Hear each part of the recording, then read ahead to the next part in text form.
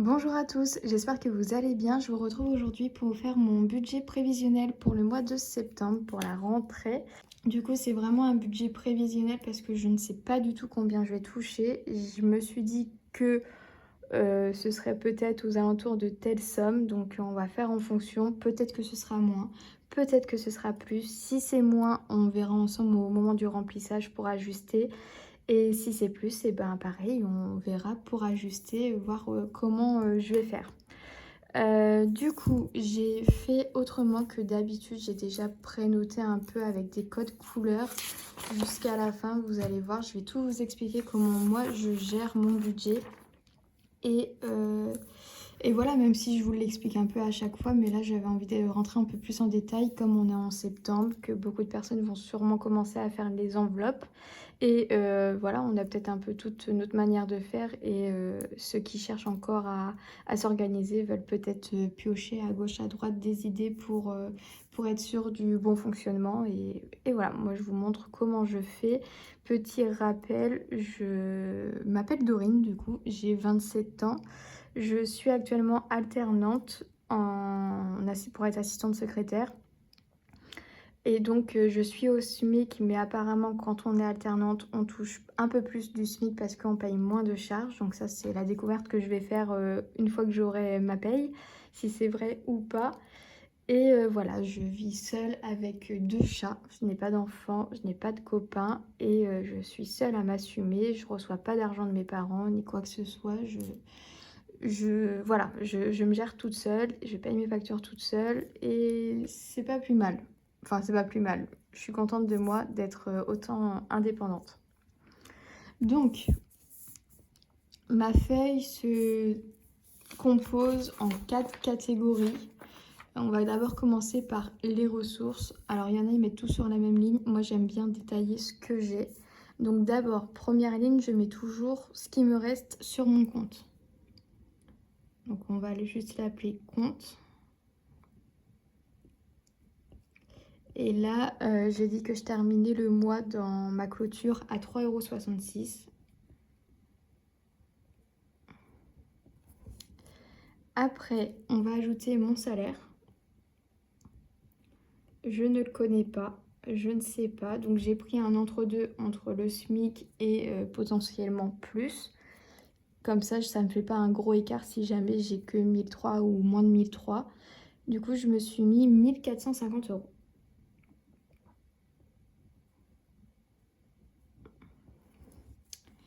Et du coup, j'ai la catégorie CAF parce que je touche la prime d'activité encore. J'ai fait la demande pour les APL depuis le mois de juillet.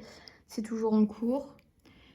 Pour la CAF, je suis à 275 € et 40 centimes.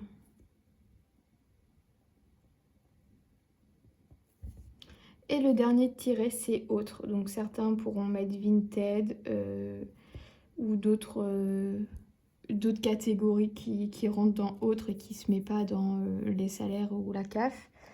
Et pour ma part, je vais mettre 1,53 € parce que c'est ce que Conforama me verse ce mois-ci par rapport à des ventes comptoirs. J'ai un pourcentage, donc c'est ridicule, hein, 1,53 €, mais je les prends quand même, je vais pas me plaindre.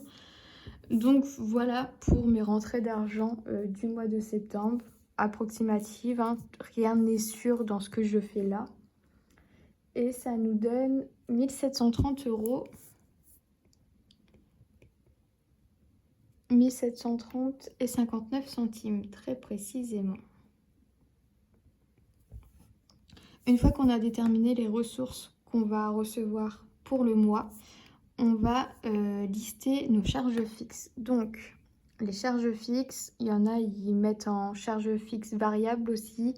Mais là, moi, c'est que des charges qui sont sûres. On va dire que les charges fixes, c'est mes factures. Et les charges variables, ça va être moi ce que je mets dans mes enveloppes parce que ça varie. Alors, en fixe, on a le loyer. Mon loyer, ce mois-ci, enfin, on est reparti pour un an où ça a augmenté. Tous les ans, ils recalculent mon loyer. Du coup, je ne sais pas si je peux demander à ce qu'ils arrêtent de recalculer ou pas. Mais apparemment, ça recalcule. Donc là, je paye 20 € en plus. Et on est passé à 567 €. J'y ajoute la cotisation de ma banque. En fait, je ne paye pas de ma carte bleue toute l'année, je paye 6 € tous les mois et ça comprend ma carte bleue. Après, on a Internet. D'ailleurs, il faut que je les appelle, Internet et téléphone, savoir s'ils ont une offre à me proposer. Du coup, Internet 14,99 €, téléphone 12,99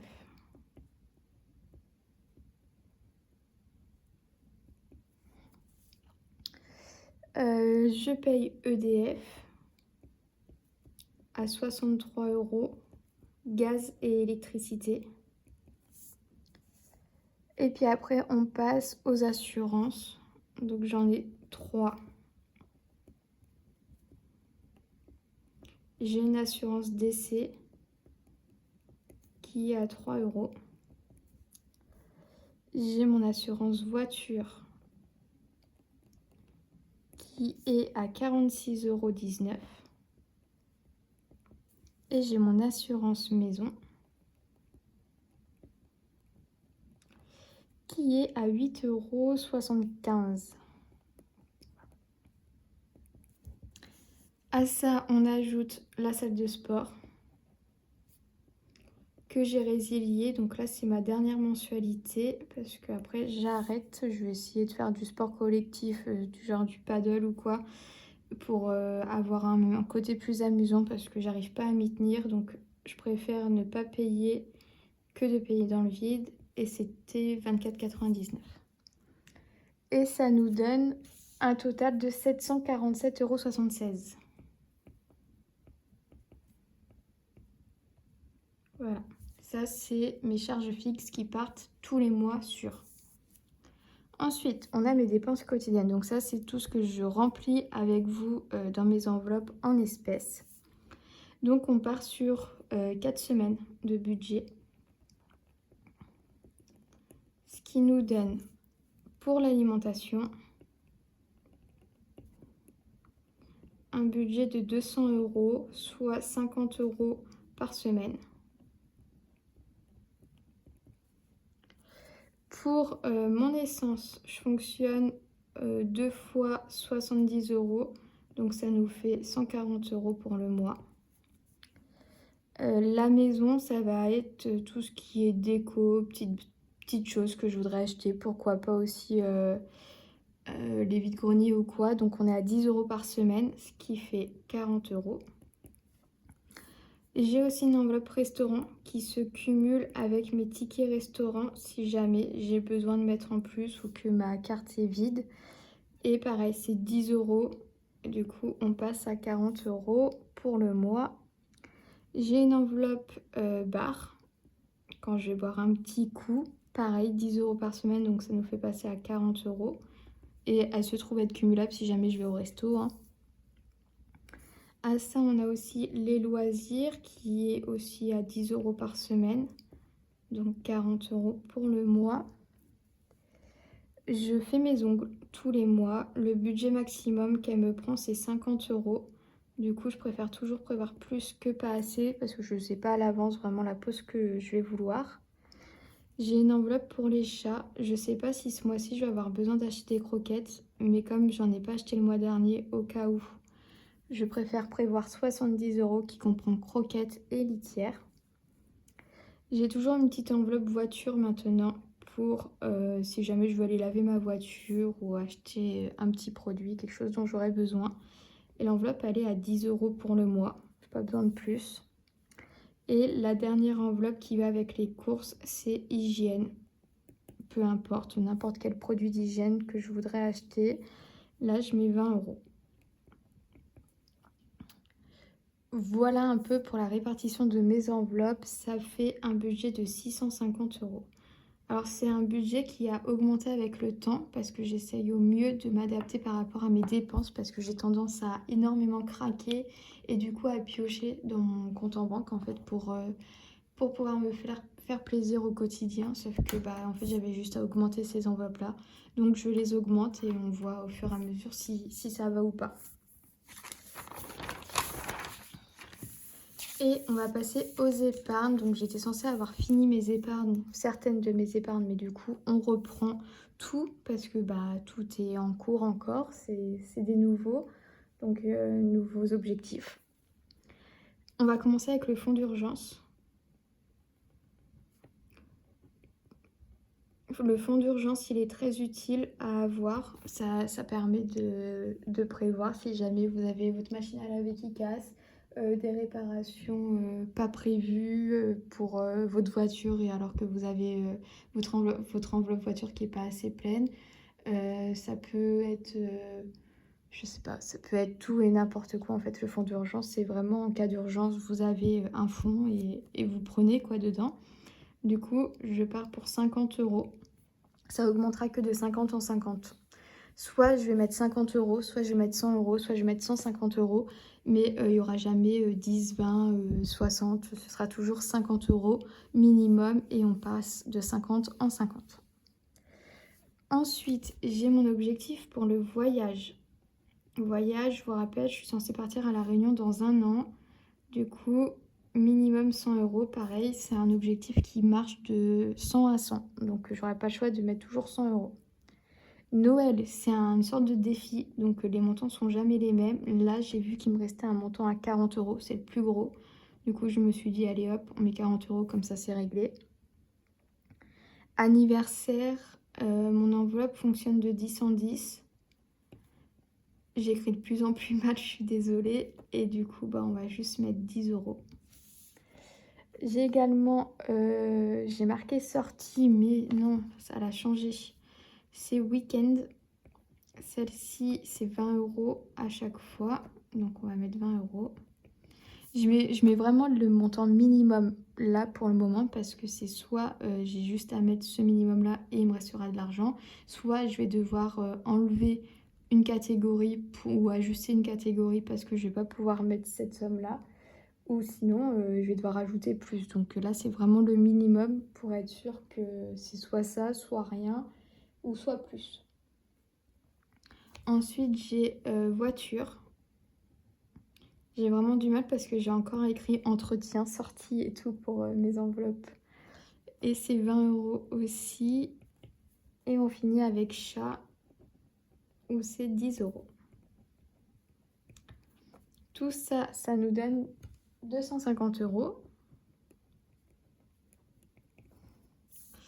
Et voilà, tout est bon. Voilà, on a rempli toutes les cases, toutes les lignes, on a tout fait. Maintenant, on va passer au calcul. Ça, c'est juste un exemple en fait. On va pas le remplir lui, nous, on va remplir ici. Du coup, j'ai marqué qu'on ajoutait d'abord la ressource. Alors, j'ai dit que j'avais 1730 €.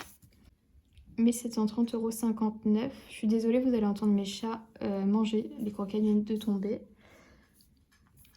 Du coup, 1730,59 € et on va y déduire les charges fixes, donc 747,76 €, ce qui nous donne un restant de 982,83 €. Voilà.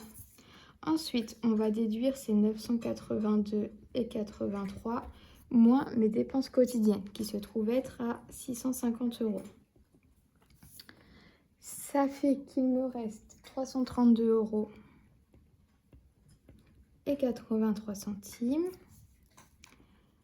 Et à ces 332,83 €, on retire mes épargnes de 250 € et ça nous reste à... Et du coup, ça nous laisse un reste à vivre de 82,83 €. Voilà. De cette somme-là, j'ai toujours ma carte bleue qui a tendance à chauffer un petit peu. Du coup, je ne ferai plus jamais de budget à 0. Ça veut dire finir avec 0 € à la fin du mois. Je vais essayer de le faire au minimum parce que j'ai toujours à un moment donné une envie de prendre ma carte bleue, soit pour commander sur Vinted, soit pour payer des choses en ligne, peu importe, une commande, quelque chose, mais j'ai toujours tendance à craquer. Du coup, je me suis mis un budget. Pour le moment, j'ai tout mis au crayon à papier parce que je ne sais pas, mais je me suis fait un budget, je vais l'appeler comment? Budget CB, budget carte bleue, du coup qui sera de 50 € minimum. Ça dépendra de ce que je vais toucher, soit je vais l'augmenter, soit ça va rester comme ça. Ce qui fait que je devrais finir le mois avec 32,83 €. Voilà, ça c'est mon objectif. Faut juste que j'arrive une bonne fois pour toutes à respecter mes objectifs carte bleue. Donc cette fois-ci, je me mets un montant à respecter. Et bien écoutez, je pense que je vous ai assez expliqué mon budget, comment je fonctionne, comment je calcule. Si vous avez des questions, n'hésitez pas de me dire ça en commentaire. Si vous voulez voir des sortes de vidéos, dites-le moi aussi en commentaire. Je serais très contente de vous les faire. Et puis voilà, vous pouvez me donner des petites idées et tout. Et puis moi, je mettrai tout ça en œuvre pour vous faire plaisir.